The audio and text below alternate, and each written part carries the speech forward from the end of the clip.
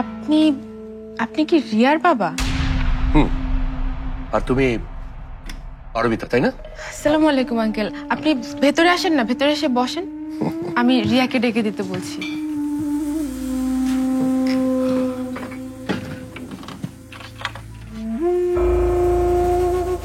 Rihanna, আমি এসেছি তোমাদের সাথে কথা বলতে। বলতে পারো তোমার সাথে কথা বলতে। আমার সাথে? কি ব্যাপার আঙ্কেল? আসলে শুনেছি তোমার নাকি অনেক ধৈর্য। এই বাড়িতে নাকি তুমি কাছিমের কামড় দিয়ে পড়ে আছো। জি। না হলে কি কেউ বাড়ির বউ হয়ে ওই কাজের লোকের ঘরে রাত কাটায়? মানে আপনি কি বলছেন আমি বুঝতে পারছি না। নাকি বুঝেও না বুঝার ভান করছো? হ্যাঁ, এই বাড়িতে বউ হয়ে এসেছো ঠিকই, কিন্তু না পেয়েছো ইরফানের রুমে জায়গা, নাই বাড়ির কারো মনে, তাই না? এক্সকিউজ মি, আপনার কি মনে হচ্ছে না আপনি খুব পার্সোনাল ব্যাপার নিয়ে প্রশ্ন করছেন? যে ব্যাপারটা পুরো শহর জানে, সেটা কি আর কোনো পার্সোনাল ব্যাপার থাকে? আচ্ছা, আমি তোমাকে একটা কথা জিজ্ঞেস করি। মানে তুমি এই বাড়িতে কিসের লোভে পড়ে আছো বলো তো? আমার ধারণা ছিল আপনার মতো মানুষেরা অন্তত লোক দেখানোর মতো হলেও ভদ্র হয়। মনে যতই কলুষতা থাকুক, মুখে অন্তত ভদ্রতার একটা মুখোশ এঁটে ঘুরে বেড়ায়। আপনার তো দেখছি সেটাও নেই। এই মেয়ে, তুমি কি জানো যে আমি কে, কার সাথে কথা বলছো তুমি? জানি তো। আপনাকে এতদিন রিয়ার বাবা হিসেবে চিনতাম, কিন্তু এখন বুঝলাম আপনি আসলে অভদ্র লোক। তুমি সাপের লেজে পাড়া দিচ্ছ। কোথাকার কোন এক রিয়েলিটি শো জিতে 1 কোটি টাকা পেয়েছো, আর সেই 1 কোটি টাকাকে এখন 5 কোটি টাকা করার স্বপ্ন দেখছো। যে 5 কোটি টাকা করে তুমি ওসমানকে ছাড়িয়ে আনবে, এই যে দিবা স্বপ্ন দেখছো না, এটা কয়েকদিনের মধ্যেই বাতাসে উঠে যাবে। পৃথিবীটা যে কেমন সে সম্পর্কে তোমার কোনো ধারণাই নেই। চিন্তা করবেন না আঙ্কেল, পৃথিবী যে আগের মতোই আছে সেটা আপনি আর কিছুদিন পরেই টের পাবেন। কারণ 1 কোটি টাকাকে 5 কোটি টাকা বানানোর যে লক্ষ্য আমার, সেটা আমি পূরণ করেই ছাড়ব। আপনার বন্ধু ইরফানের বাবাকেও জেল থেকে ঠিকই ছাড়িয়ে আনবো। বাকি কথা না হয় সেদিন হবে আপনার সাথে। আমি রিয়াকে ডেকে আনছি। এই সমস্ত হিজিবিজি ছবি এঁকে তুমি 5 কোটি টাকা অ্যারেঞ্জ করবে? একেই বলে ছেঁড়া কাঁথায় শুয়ে লাখ টাকার স্বপ্ন দেখা। এই সমস্ত 5 টাকার কাগজ দিয়ে তুমি 5 কোটি টাকার স্বপ্ন দেখছো? ভুল ভাবছেন। ওই কাগজগুলোর দাম 5 টাকা হতে পারে, কিন্তু ওখানে যে ডিজাইনগুলো আছে সেটা অমূল্য। 5 কোটি অথবা 10 কোটির চেয়ে ওগুলোর দাম অনেক বেশি। তবে আপনি নিতান্ত এই জমি কিনে বিল্ডিং তোলা মানুষ কি না? এসব ক্রিয়েটিভ জিনিস আপনি বুঝবেন না। রিয়েলি? আর আমি তা আশাও করছি না। অহংকার, খুব অহংকার তোমার, এই সমস্ত ফালতু ক্রিয়েটিভ কাগজ দিয়ে, তাই না? তা কি আছে এই কাগজগুলোতে? এগুলো তো একটা ফু দিলেই সব উড়ে চলে যাবে। কি যাবে না?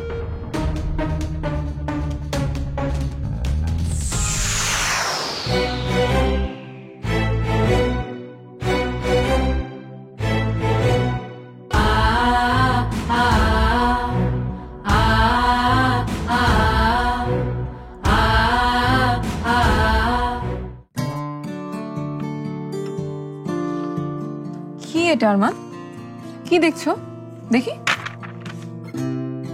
আরে আরে এটা তো গহনা ডিজাইন, নিশ্চয়ই পারমিতার। তুমি কোথায় পেলে? উড়ে এসছে মনে হয়, আমার কাছে উড়ে এসছে। কেন এসেছে বলো তো, কেন এসেছে? কেন এসেছে? বলবো না বলবো না, কেন এসছে বলবো না। দেখি দেখি দেখি, দাও তো। আহা, এমন কেন করছো তুমি? এটা পারমিতার জিনিস, ওকেই দিয়ে আসবো। দাঁড়াও তো। না না, তুমি এটা লালবুকে দিতে পারবে না, দিতে পারবে না লালবুকে, কাউকে দিতে পারবে না তুমি এটা। আরে কি ছেলে মানুষই করছো, দাও এটা আমাকে। না দেবো না, দেবো না, তোমাকে দেবো না, কাউকে দেবো না, আমি কাউকে না। আরমান, এটা পারমিতার কাজের জিনিস, প্লিজ এটা নষ্ট করো না, এটা আমাকে দাও। আমি ওকে দিয়ে একদম না, তুমি যাও এখান থেকে। আরমান, এটা পারমিতার ইম্পর্টেন্ট জিনিস, এটা নষ্ট করো না, আমাকে দাও, আমি দিয়ে আসছি। দাও আমাকে। দাও বলছি। আরে না না, আরে দাও না, ছাড়ো। কি করলে এটা তুমি? কি করলে? যাও এখান থেকে, যাও। আমি তো মানে আরমান, আসলে যাও বলছি, যাও।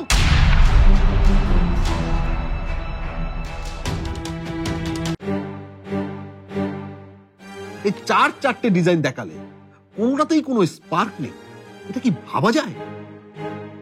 5 নম্বরটা কোথায়?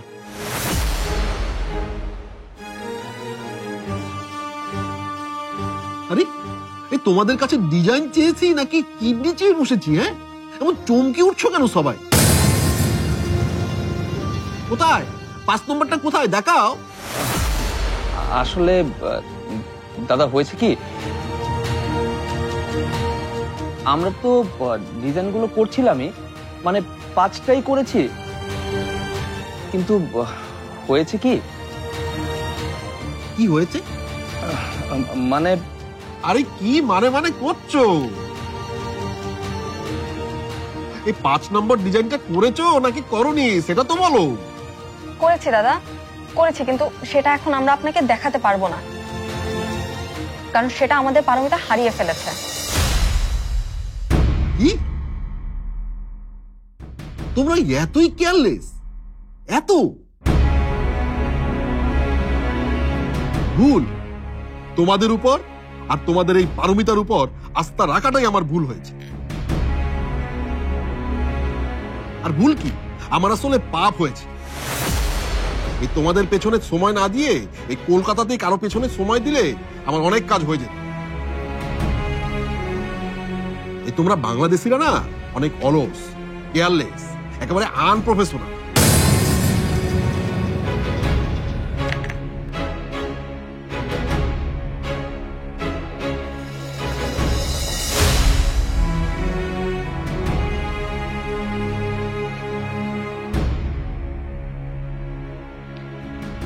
ঠিক এই কথাটাই বলছিলাম দাদা, আমরা আসলে এখনো প্রফেশনাল না।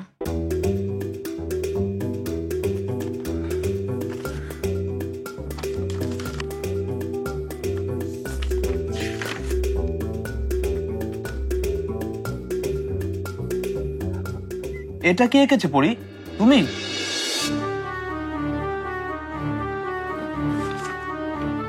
এটা এটা তুমি কোথায় পেলে? তোমার ব্যাগে, এই যে খামের ভিতরে ছিল। এটা এটা তো আরমান ভাইয়া। হাতটা দাও।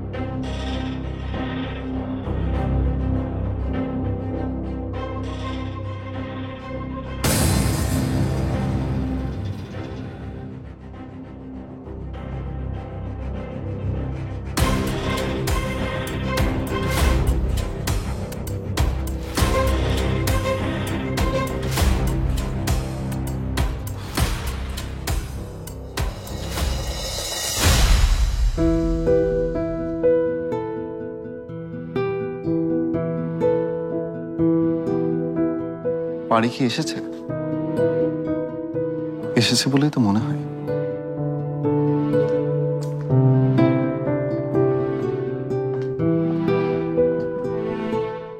হে ইউ লিটল ফিশ, তুমি আর তোমার পারমিতা আমি আর আমার ইরফানের জীবন থেকে বাই বাই করো তো। খুবই বিরক্ত লাগছে তোমার। কি ব্যাপার, অন্ধকার কেন? কেউ রুমের লাইট জ্বালায়নি? পারি,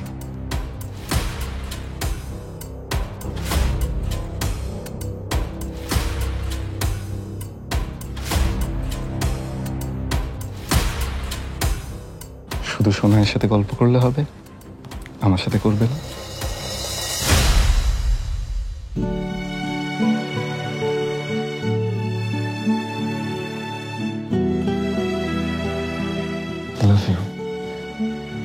লাভ ইউ সো মাচ। জানোই তো, তোমার থেকে দূরে দূরে থাকতে আমার একদমই ভালো লাগে না। Love you too Irfan.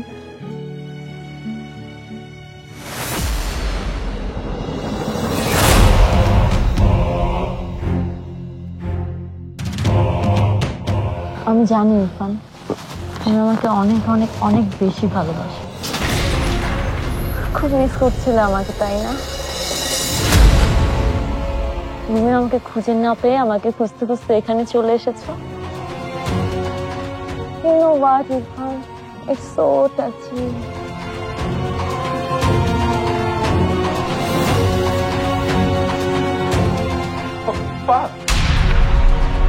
চলো ইরফান, আমাদের রুমে চলো তাড়াতাড়ি।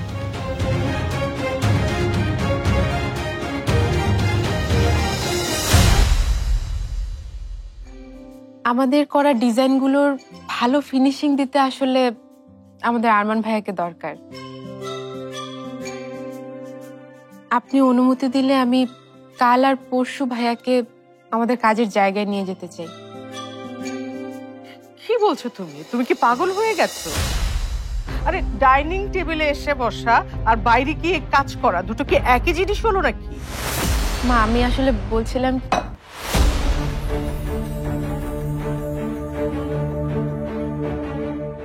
মানে কেউ তখনই স্বাভাবিক হতে পারবে যখন সবাই তার সাথে স্বাভাবিক আচরণ করবে। তুমি তো দেখি এখনো জেদ করছো। মা তো একবার বললোই যে ভাইয়াকে নিয়ে বাইরে যাওয়ার দরকার নেই।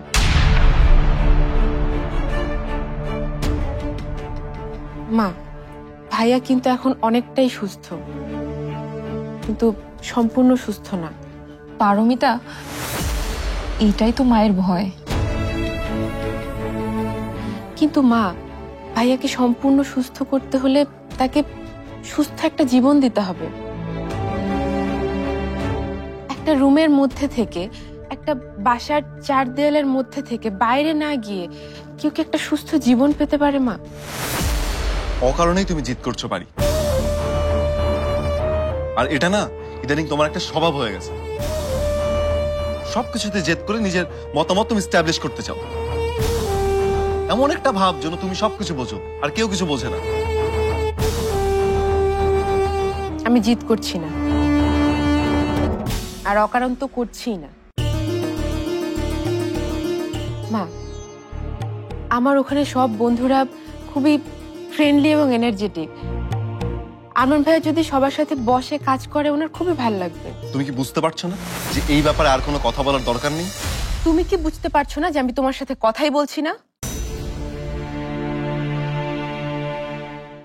আমি মায়ের সাথে কথা বলছি, তার অনুমতি চাইছি।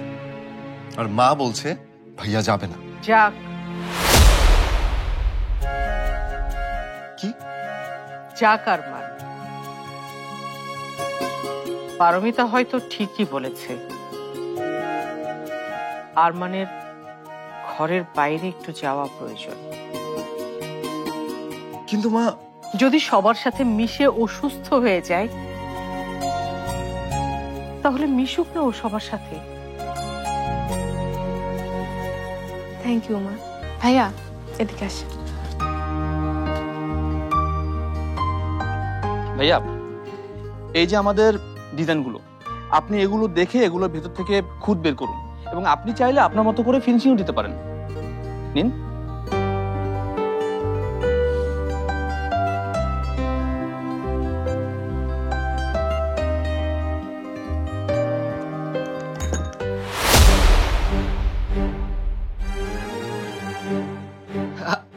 আরে আরে ভাইয়া, কি করছেন আপনি? রিল্যাক্স ভাইয়া, রিল্যাক্স। আপনি আপনার মতন করে নিজের মতো করে করেন, কোনো সমস্যা নেই। না না, নিজের মতো করে দেখতে গেলে তো। সৌরভ, এদিকে এসো। আরে ভাইয়া আপনি বসুন না, বসুন।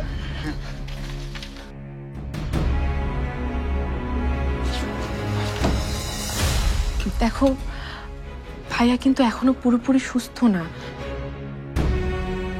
ওনাকে আগের মতন ভুল ওষুধগুলো দেয়া হচ্ছে না বলে উনি ধীরে ধীরে স্বাভাবিক জীবনে ফিরে আসছেন ঠিকই, কিন্তু আজ দীর্ঘ 5 বছর পর উনি স্বাভাবিকভাবে বাড়ির বাইরে এসেছেন। ওনাকে একটু আলাদাভাবে ট্রিট করতে হবে প্লিজ সৌরভ। আলাদা করে? কিন্তু কেন? এই জন্যই ভাইয়াকে নিয়ে আসতে না করেছিলাম, তাই না পারি? ও মাই গড, এটা নিয়ে আপনাদের মধ্যে অলরেডি আর্গুমেন্ট হয়ে গেছে? লিসেন মিস্টার ইরফান, আরমান ভাইয়ের মতো আর্টিস্টকে আমরা মাথা তুলে রাখবো। আপনি এখনো জানেন না আমরা কি চিজ। সো এটা নিয়ে রবীন্দ্রনাথের নাতনিকে এরকম হার্ড লুক দেওয়ার কিছুই নেই আপনার। দেখি চাপুন। সৌরভ শোনো,